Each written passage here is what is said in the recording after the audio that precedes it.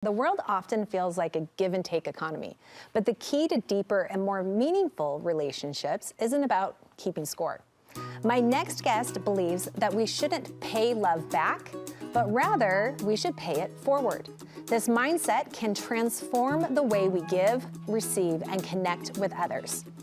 Author and speaker Brooke Romney is joining me to share her insights. Brooke, so good to see you, friend. So fun to see you. What a happy surprise. I know, isn't this good? I'm like, I just have all the friends on the show today. So great. And I am loving the refreshness.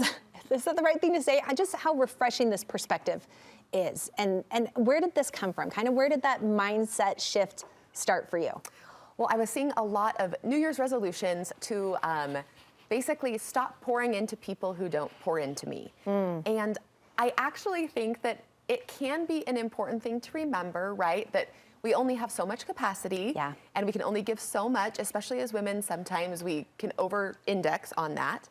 But as I was thinking more about that thought, and it kept showing up and showing up, I thought, that just doesn't sit right to me. And as I started reflecting on all of the people that had poured into me, that I definitely had not given back in that same amount to, I thought there has to be a different way to see this. Okay, and so now we're thinking more about gratitude, and we're going to talk about that in just a minute. But there is a danger, you say, about focusing on that scorecard, which sometimes, Brooke, it's hard not to scorecard. It's hard not to be like, well, I did this and I did this. What'd you do?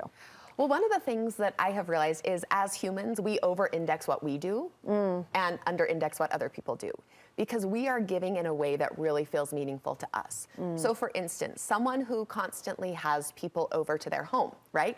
They're a great entertainer and they're like, well, I invited this person 5 or 6 times and they've never invited me over for dinner, and that can feel very sad. Until you start looking at that same person actually like checks in on me every week to see how I'm doing. She takes my son to basketball practice without ever asking if I can drive also. She's someone who remembers birthdays and plans the lunch. And so I think sometimes we just forget about all the things that other people do to show love. I also think that we forget that everyone truly is gifted a different capacity. So while you may have a large capacity to entertain, someone else does not have that. And so when we focus more on what we're able to give in a still a realistic, not over-giving manner, I think we're a lot happier. Yeah, kind of that love language, even like we were talking about with Jill earlier in the show, really being able to think about love languages and look at the person for what their strengths are, you know, and we're all going to be different that way. I love that. Okay, so you're also saying there's like 3 principles to this, right? And we need to love or do the best we can is the first one, right? What do you mean by that? So I think whenever you have extra capacity to love, you should use it. I don't think we should ever pull back because this person might not repay it or they haven't done something nice for me in the last month, right? If I have extra capacity to love, I should use that as well as I can. I love that. Okay. Now, this next one, it can be difficult for some people, but receiving the love, receiving the service, how do we do that better? I think for a long time, I thought that people would like me or maybe even like think I was better if I never needed any help, right? Like I just had it all together. And a few years into having children, I realized that I had it all wrong.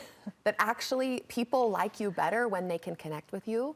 And the best way for us to connect is to be both givers and takers. And so I've actually like made it a point that if somebody asks if they can help, I try to say yes, where I used to try to say no. And now like if someone wants to bring something, for sure. If somebody wants to drive the kids somewhere, that would be great. And I do it with gratitude. So a lot of gratitude and a willingness to let other people in my life. How do you get rid of the guilt, though, or sometimes that shame that's associated with it? Because you ever feel like, oh my gosh, I feel so bad. I have not driven to dance for 3 times in a row now. I've got to make it up. I've got it. Like there's this, right, that idea of that scorecard. Yeah, I mean, and that kind of is the last principle for me, and it's pay it forward. So I had an experience where I had 3 boys in 3.5 years. And so when they started sports, it was just absolutely impossible. My husband traveled Monday through Thursday. I was not capable of doing all the things that I needed to do for them. And there was one family who drove my son to baseball for an entire season. It was like a 25-minute drive. There was absolutely no way for me to do it. And So I was in this mode of like, oh, I gotta pay them back. So I would like bring them dinner once a month, and I did what I could, right? And if I ever could drive, I would try to do that. And now I realize I kind of had it all wrong, because I'm in a position now where I only really have one kid left that doesn't drive. So I just try and pay it forward. I try to drive more than I can. I try to drive with like a grateful heart. I try to do it happily.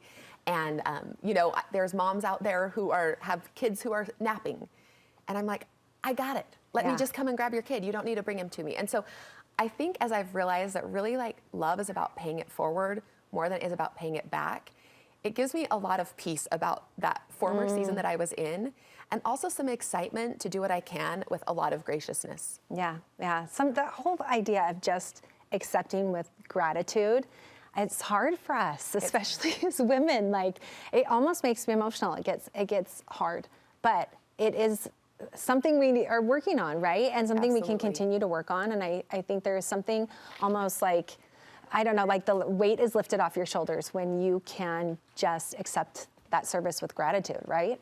And even like recognizing who you've been in the past. I think sometimes, especially when we're in a tough spot, we forget about all the things we've done and who we've been in the past. Yeah. I've got a friend who's going through a really difficult time, and she was an amazing birthday present giver, and it just kills her that people are serving her and that she's not sending the birthday gifts. Yeah. But I try to remind her, like, there were years and years and years of us full of gratitude for all the thoughtful ways, and we feel it is such a gift for us to be able to do that in return for a short amount of time. And I think when you have good people in your life who love you and love each other, it doesn't feel like there's a score. It always feels like a gift to be able to do more than you can for someone. Such beautiful words, always. And I know you're talking a little bit more about boundaries too, but we'll find more information where, so we can dive into this. On Instagram at Brooke Romney Writes.